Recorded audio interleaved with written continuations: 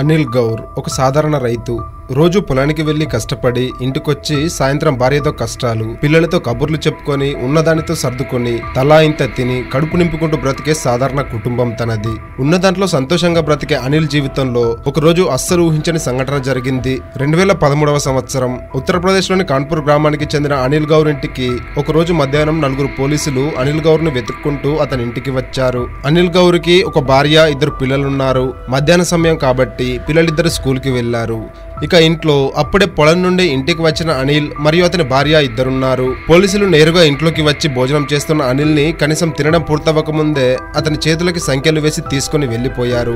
అనిల్ భార్య ఎందుకు తీసుకెళ్తున్నారని ఎంతో అడగడానికి ప్రయత్నించినా ఒక్క మాట కూడా మాట్లాడకుండా అనిల్ ని జీప్ ఎక్కించారు పోలీసులు. అసలు ఏం జరుగుతుందో అనిల్ కి అర్థం అవ్వడం లేదు. తనని ఎందుకు తీసుకెళ్తున్నారని చెప్పమని ఎంత వేడుకున్నా అస్సలు వినకుండా, నీకు మేం సమాధానం చెప్పాలా, నువ్వేం చేసావో నీకు తెలియదా, నడవరా ముందు, నీలాంటోళ్ళకి ఎలా బుద్ధి చెప్పాలో బాగా తెలుసు అంటూ లాక్కుంటూ బీతూర్ పోలీస్ స్టేషన్ కి తీసుకెళ్లారా పోలీసులు. దాంతో ఏం చేయాలో అర్థం కాక, నిజానికి ఏం చేయాలో కూడా తెలియక ఆ జీప్ వెనకాలే ఒక ఆటో తీసుకుని వెళ్ళింది అనిల్ భార్య. పోలీస్ స్టేషన్ కి చేరుకున్న అనిల్ భార్యకి షాకింగ్ విషయం తెలిసింది. అదేంటంటే అనిల్ గ్యాంగ్ రేప్ కేసులో అరెస్ట్ అయ్యాడని.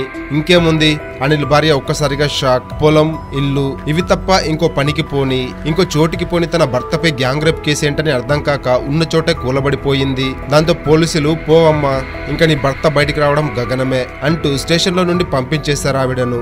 అయితే ఇదంతా సాయంకాలం స్కూల్ నుండి తిరిగి వచ్చిన పిల్లలకు తెలిసింది. వాళ్ళది తెలిసి తెలియని వయసు, ఏం చేయాలో ఎవ్వరికీ అర్థం కాలేదు. ఏం చేయలేక నిస్సహాయతతో ఉండిపోయింది అనిల్ కుటుంబం. ఆ తర్వాత అనిల్ కి జైలు శిక్ష విధించడం, అనిల్ ని జైలుకు పంపడం అంతా జరిగిపోయింది. అలా అనిల్ జైలు శిక్ష అనుభవిస్తున్నాడు. అనిల్ భార్యకి 2 ఏళ్ల తర్వాత ఒక సంచలన విషయం తెలిసింది. అదేంటంటే అనిల్ పై అసలు ఆ కేసు పెట్టింది ఎవరు అనేది. అనిల్ గౌర్ కి ఇంటి దగ్గర కొంచెం పొలం ఉండేది. ఆ పొలాన్ని అనిల్ పొరుగింటి వ్యక్తి ఒకరు లీజుకి ఇవ్వమని అడిగారు. కానీ పొలం పైన ఆధారపడి బతికే అనిల్ ఆ పొలాన్ని లీజుకి ఇవ్వడానికి ఒప్పుకోలేదు. దాంతో లీజుకి ఇవ్వమని అడిగిన వ్యక్తి కక్షతో పోలీసులకు చిల్లర ఇచ్చి అనిల్ పై తప్పుడు కేసు పెట్టించాడని తెలిసింది. కానీ ఏం లాభం, అప్పటికి జరగాల్సిందంతా జరిగిపోయింది. అయితే ఈ విషయం అప్పటికి ఇంటర్మీడియట్ చదువుతున్న పిల్లలకి కూడా తెలిసింది. దాంతో ఒక చిన్న లాయర్ ని మాట్లాడుకొని బెయిల్ కి పిటిషన్ వేశారు. కానీ కోర్టు దాన్ని రద్దు చేసింది. అలా 5 ఏళ్లలో 2 సార్లు బెయిల్ కి అప్లై చేశారు. కానీ ఎలాంటి లాభం లేదు. ఇక్కడ 5 ఏళ్లలో 2 సార్లు ఎందుకని మీకు డౌట్ రావచ్చు. కానీ వారి స్తోమత అదే. ఎందుకంటే న్యాయం దక్కాలంటే అంత చిన్న విషయం కాదు, చాలా ఖర్చు చేయాల్సి ఉంటుంది. అందరికి జై భీమ్ సినిమాలో ఉన్న సూర్య అదేనండి, చంద్రుడు లాంటి లాయర్లు దొరకరుగా. ఇక విషయమంతా అర్థం చేసుకున్న అనిల్ గౌర్ పిల్లలు తమ తండ్రిపై తప్పుడు కేసు పెట్టారన్న విషయం తెలియగానే, మనకు న్యాయం దక్కాలంటే మనకు లక్షల్లో డబ్బు కావాలి, అప్పుడే మన తండ్రి బయటకు వస్తాడు, లేదా జీవితాంతం జైల్లోనే ఉండిపోతాడు. న్యాయాన్ని కొనేంత స్తోమత మన దగ్గర అయితే లేదు, కానీ న్యాయం కోసం పోరాడే సామర్థ్యం మాత్రం మన దగ్గర చాలా ఉంది అనుకొని వాళ్ళు తమ తండ్రికి అనుకూలంగా ఉన్న సాక్ష్యాలు సేకరించడం మొదలు పెట్టారు. అంతేనా, తమ తండ్రిని విడిపించడానికి వారే లా చదవడం స్టార్ట్ చేశారు. అలా తండ్రిని విడిపించడానికి ఇద్దరు కష్టపడి లాయర్లు అయ్యారు. ప్రాక్టీస్ కూడా మొదలు పెట్టారు. తండ్రిని బయటకు తీసుకురావడానికి కావలసిన సాక్ష్యాధారాలన్నీ సేకరించారు. ఇక తండ్రి కోసం కోర్టులో యుద్ధం చేసే సమయం రానే వచ్చింది. తమ తండ్రిపై కక్షతోనే తమ పొరుగింటి వ్యక్తి తప్పుడు కేసు పెట్టించాడని కోర్టులో తండ్రి ముందు వాదిస్తుంటే బోన్లో నిల్చున్న తండ్రి కళ్ళలో నీళ్లు తిరిగాయి. 1 కాదు 2 కాదు, ఏకంగా 11 సంవత్సరాలు తమ తండ్రి చేయని తప్పుకు శిక్ష అనుభవిస్తున్నాడు. అంతేకాకుండా న్యాయం కోసం కోర్టుల చుట్టూ తిరిగితే న్యాయం మా స్తోమతకి అమ్ముడు పోలేకపోయింది అనే కోణంలో వాదిస్తూ తాము పడ్డ కష్టాలని చెప్తూ ఉంటే జడ్జి గుండె సైతం కరిగి కళ్ళల్లో నీళ్లు తిరిగాయి. అలా తమ తండ్రి నిర్దోషి అని చెప్పడానికి అవసరమయ్యే ప్రతి సాక్ష్యాన్ని సమర్పించి తమ తండ్రిని నిర్దోషిగా బయటకు తీసుకువచ్చారు అనిల్ గౌర్ కొడుకు మరియు కూతురు.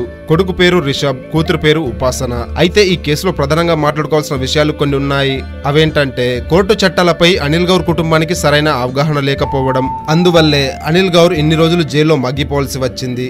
అది కేవలం అనిల్ ఒక్కడి విషయంలోనే కాదు, అనిల్ లాంటి వాళ్ళు మన దేశంలో ఉన్న జైళ్లలో అనేక మంది ఉంటారు. కానీ తప్పుడు కేసులు, తప్పుడు సాక్ష్యాలు, అన్నిటికంటే పెద్దది డబ్బు. న్యాయం డబ్బుకు అమ్ముడుపోవడం ఎప్పుడు ఆగిపోతుందో అప్పుడే మన దేశంలో ఇలాంటి అక్రమ కేసులు ఆగిపోతాయి. అప్పటి వరకు ఇలా అనిల్ లాంటి వ్యక్తులు ఏదో ఒక కేసులో జైల్లో మగ్గిపోతూనే ఉంటారు. కోర్టు ఖచ్చితంగా ఒక పబ్లిక్ ప్రాసిక్యూటర్ ని నియమిస్తుంది. అది ఎప్పుడు, లాయర్ ని పెట్టుకునే స్తోమత లేనప్పుడు. కానీ ఆ విషయం అనిల్ కుటుంబానికి తెలియదు. ఒకవేళ పబ్లిక్ ప్రాసిక్యూటర్ దొరికినా మళ్ళీ ఆయన చేతుల్లో ఎంతో కొంత పెట్టనిదే ఆ కేసు ఇంచు కూడా ముందుకు వెళ్ళదు. వాయిదాల పేరుతో నిత్యం నడుస్తూనే ఉంటుంది.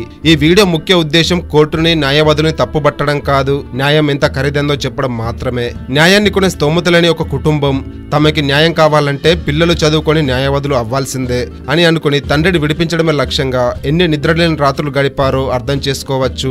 వారిది ఒక సాధారణ కుటుంబం అయినా లాయర్లు అయ్యారంటే వారి పట్టుదల, కృషి, సంకల్పం ఏ రేంజ్ లో ఉన్నాయో అర్థం చేసుకోవచ్చు. ఖచ్చితంగా ప్రతి ఒక్కరూ కనీసం కొన్ని అవసరమైన చట్టాలపై అవగాహన పెంచుకోవాలి.